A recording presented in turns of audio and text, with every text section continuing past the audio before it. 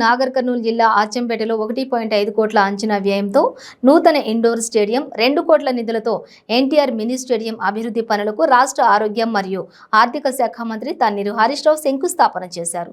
అచ్చంపేట శాసనసభ్యులు ప్రభుత్వ whip Guvvala Balaraju, parliament సభ్యులు P Ramulu, ZP chairman Shanthakumari, ఇతర ప్రజాప్రతినిధులు మంత్రి వెంట కార్యక్రమంలో పాల్గొన్నారు.